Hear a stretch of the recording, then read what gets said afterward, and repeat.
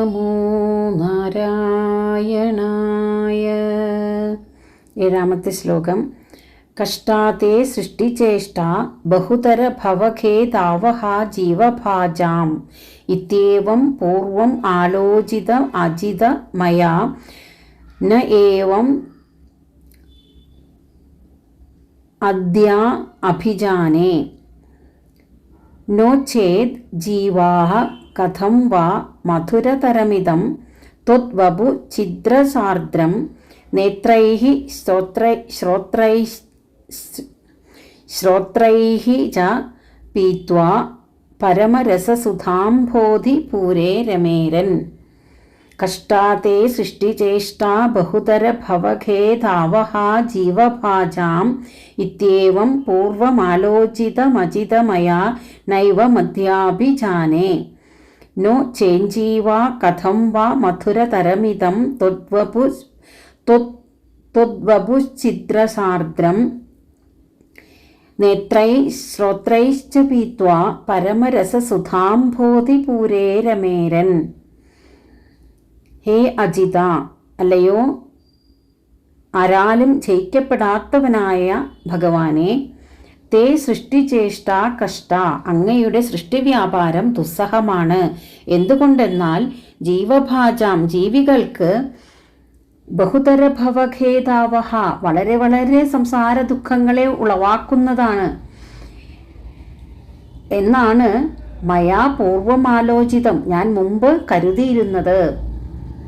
എന്നാൽ ഇപ്പോൾ ന ഏവം അഭിജാനെ, ഞാൻ ഈ വിധമല്ല കരുതുന്നത്.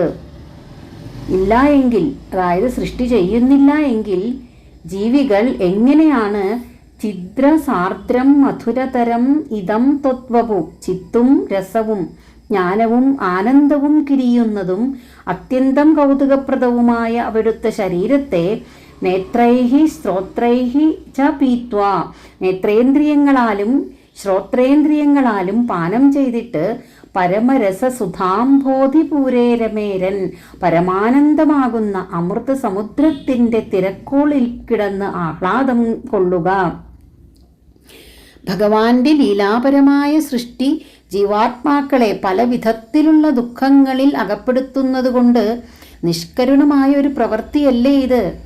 മായാശക്തിക്കതീതനായ ഭഗവാൻ ഇപ്രകാരം സൃഷ്ടിവ്യാപാരത്തിൽ ഏർപ്പെടുന്നത് ശരിയാണോ എന്നെല്ലാം തനിക്ക് മുൻപ് തോന്നിയിരുന്നു. എന്നാൽ ഭഗവത് ഭക്തിയിലുള്ള പരമാനന്ദം അനുഭവിച്ചറിയുന്നതിനാൽ ഇപ്പോൾ അങ്ങനെയല്ല ചിന്തിക്കുന്നത്. ഭഗവാന്റെ ഈ സൃഷ്ടിവ്യാപാരം ഇല്ലാതിരുന്നെങ്കിൽ ഈ മനോഹര വിഗ്രഹം കണ്ടും അതിൻ്റെ സൗന്ദര്യം മറ്റുള്ളവർ വർണ്ണിക്കുന്നത് കേട്ടും ആഹ്ലാദം അനുഭവിക്കാൻ എങ്ങനെയാണ് സാധിക്കുക? വളരെ ജന്മങ്ങൾ കഴിഞ്ഞ് ഈ ജന്മത്തിൽ ഒരു മനുഷ്യ ശരീരം ലഭിച്ചിരിക്കുകയാണ്. ജന്മസാഫല്യം ലഭിക്കുക എന്നത് ഭഗവത് സ്വരൂപ ദർശനം കൊണ്ടുള്ള ആ പരമാനന്ദം അനുഭവിക്കാൻ കഴിയുമ്പോഴാണ്. അതിനായി നാം എല്ലാവരും ശ്രമിക്കേണ്ടതാണ്.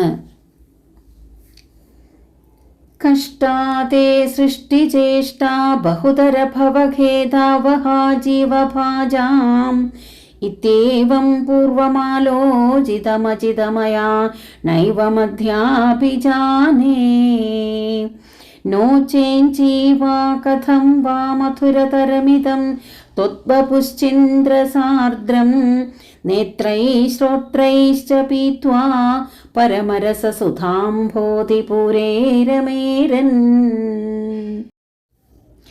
എട്ടാമത്തെ ശ്ലോകം. നമ്രാണാം സന്നിധത്സേ സതതമപി പുരസ്തൈരൻ അനഭ്യർത്ഥിതാനപി അർത്ഥാൻ കാമാനജസ്രം വിതരസി പരമാനന്ദ സാന്ദ്രാം ഗതിം ച ഇത്തം നിശേഷലഭ്യോ നിരവധികഫല പാരിജാതോ ഹരേ ത്വം ക്ഷുദ്രം തം ചക്രവാടീ ധ്രുമം അഭിലഷതി വ്യർത്ഥമർത്തിവ്രജോയം.